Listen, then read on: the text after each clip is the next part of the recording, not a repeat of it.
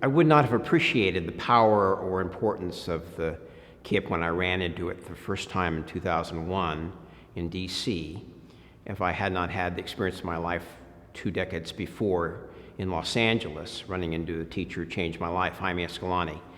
I had seen something in the LA Times. I was the Washington Post reporter in Los Angeles, and I'd seen an item in the LA Times that said that 12 kids at a high school in East Los Angeles, poor kids, had cheated on the advanced placement calculus exam, and I went to see the teacher of that class.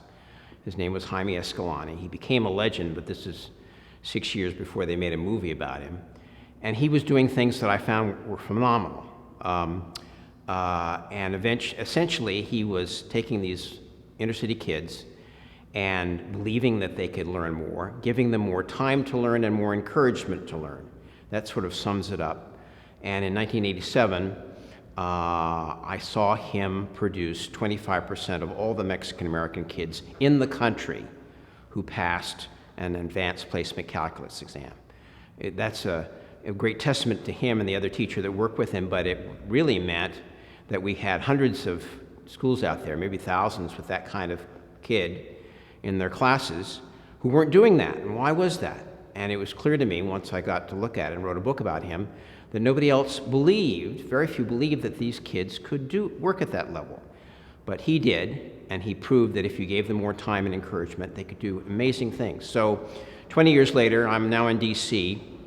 I'm finally getting to be a full-time education reporter. I'd written a couple books freelance when I was doing other things for the Post. And so I walk into a church basement in Southeast Washington, and there's this young woman who I had met before. She was a DC teacher, Susan Scheffler, and she was with her dad putting together the furniture. And her dad says, and she says, well, we're preparing for our 5th grade. We're going to call them the class of 2009. And I was trying to do the math, and the dad said, well, that means that's the year they're graduating from high school, right? And Susan says, no, Dad, that's the year they're all going to college. And she was talking about 5th graders, 10-year-olds, who 8 years later she was insisting would all be ready for college, which was, the poorest part of town. And that struck me as something that Jaime Escalante would say. And the minute I saw that and then began to watch what she was doing, it was clear to me that they were doing the same things. Jaime Escalante emphasized high expectations for every kid. And indeed, that's what KIPP did. They had that, everybody's going to college.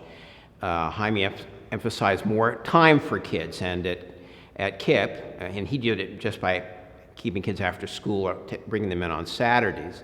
KIPP, you had a much longer school day. Jaime emphasized having a good exam that they were preparing for, taking exams seriously, not poo-pooing that you shouldn't prepare for the test. You should have a good test to prepare for. And that's what KIPP was doing. They were looking at their results and taking them seriously. And lastly, they were creating a community atmosphere, a spirit of team and family. The kids were together with the teachers to beat the test, to beat these difficulties, these challenges that they were facing together. And that's what Jaime was all about, everybody getting together to beat the AP exam. So once I saw that, I said, well, this is something I really want to write about. And so I contacted the 2 guys, Mike Levin and Mike Feinberg and Dave Levin, Mike and Dave. And they were, they sort of wrote the book. These are, wonderfully verbal, funny, aggressive personalities. You could stick a tape recorder in front of them and just ask questions, and they would tell stories forever, and often in exciting circumstances. I did a lot of interviews with Mike Feinberg when he was taking me from Houston to Austin because he had a group of people who were lobbying the state legislature about something. And I said, well, Mike, why don't you drive and I will just work the tape recorder. And he was going 85 to 90 miles an hour down this highway, scaring the bejesus out of me. I called his friend Dave Levin, who was in New York at this point, said, you didn't tell me that he drove like this. And he said, oh, yeah, he thought this was very funny, that I was frightened. But, the stories kept coming out. Same thing with Dave. He couldn't drive fast in New York, but he was in his car all the time, stopping at McDonald's, stopping at sandwich shops, At the same time, he was taking notes and working at PDA. So it was very dangerous to be driving around with either of these guys. But once I got into the research for the book, what was really interesting was how annoyed people were about these two guys. You could tell their stories, which were wonderful, but you couldn't get the power of what they were doing until you talked to people who would work with them, particularly early on. I had learned, writing about Jaime Escalante, that many people at his high school hated him, that he had pushed so hard and been so tough about keeping his standards up that he had alienated at least half of the faculty. And that struck me as interesting because when I started to talk about the early people who worked with Mike and Dave, I got the same experience. In each case, both in Mike's case and Dave's case, they developed a relationship with a woman, an older woman in each of their districts, whom I called their godmothers or their den mothers. Essentially, Ann Patterson in Houston, who was a deputy superintendent in Houston, who discovered Mike running this little charter program. And in New York, a woman named Susan Winston, who was also a middle-level administrator who had, discovered this school that Dave was doing in South Bronx. And in each case, they were intrigued by these guys. They were full of energy, pushing kids to the way. But once they decided, well, I'm going to help this guy, they ruled the day.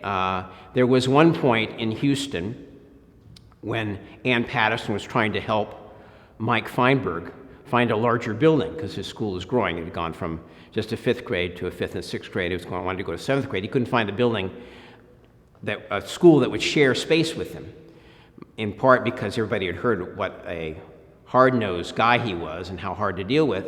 So at one point, when the deadline was about a week to go, he had to have a new building.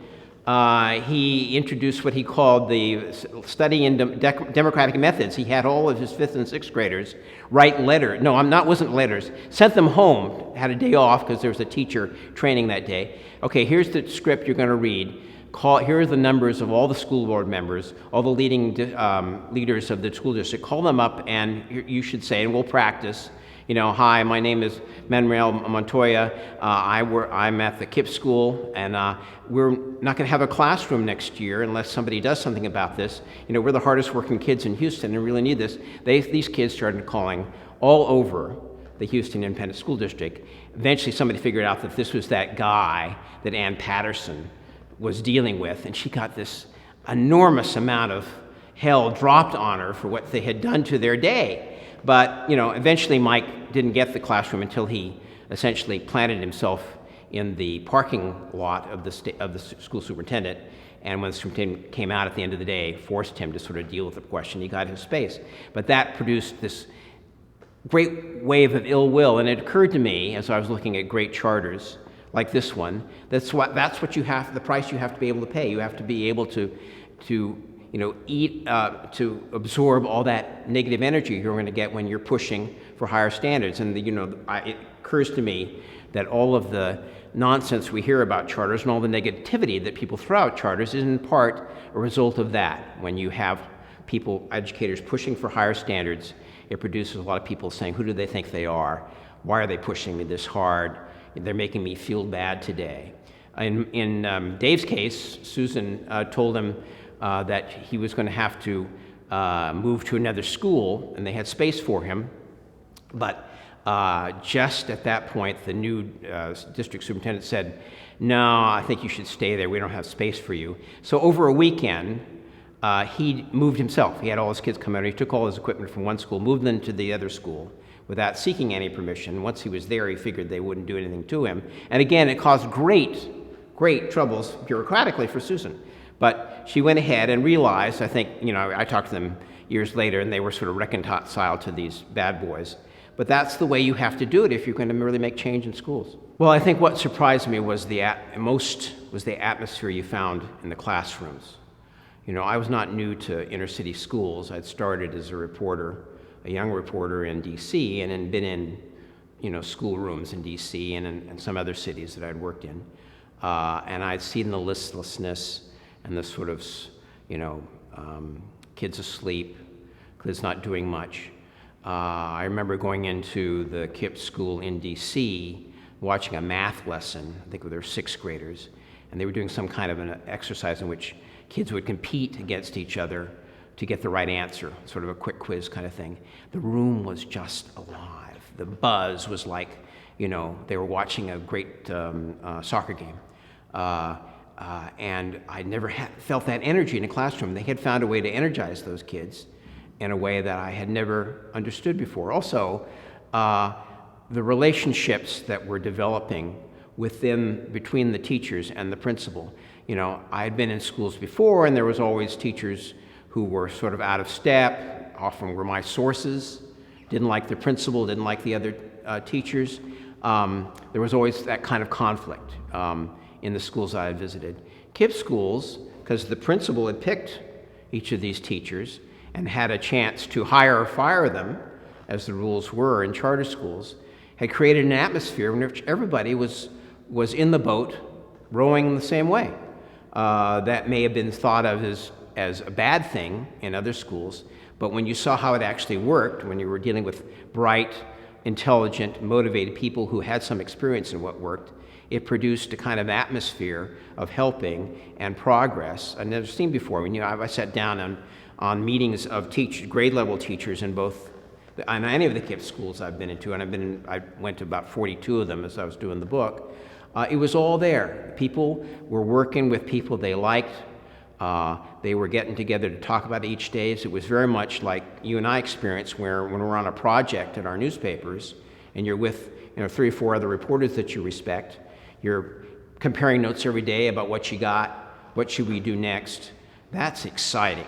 And you could see that same excitement in the teachers that I saw at all these KIPP schools, and it really told me that if you could create that kind of atmosphere, and I don't see any reason why you can't with certain rule changes in regular schools, we could have much better schools. When I started this project, I thought they were interesting, newsworthy, as you and I judge things. They were newsworthy. When I started, they were newsworthy stories, different than what I'd seen in other places.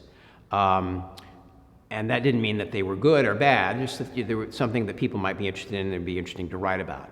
Once I was in this for 3 or 4 years, I started to look at it in 2001, and by the 2003, 2004, I was really into it, and I started in about 2005 or 2006 to write the book. It was clear to me, not only were they the most interesting thing happening in public education, but they were the most important thing. We had people also arguing for vouchers as a way to reform schools, but I thought that was a dead end because that required you to have a critical mass of private schools that had space for kids with their vouchers.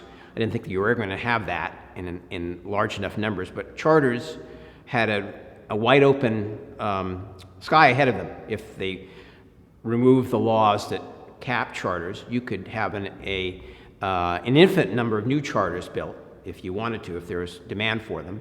And given what I had seen in the good charters that I had been into, that seemed to me that was by far the most exciting and hopeful thing that public education was doing, and I still feel that that is the case. I think perhaps we are seeing more regular public schools taking the charter example and moving in that direction, and that's good. I see that in lots of cities, particularly in D.C., Los Angeles, other places I've been, certainly Houston. But the fact that you can continue to build more charters if they're needed, if there's demand for them, strikes me as the greatest hope we have for changing the nature of public education in the United States. I'm now 71 years old. I'm doing a column once a week. I've got an annual list about high schools that I do. It's great fun.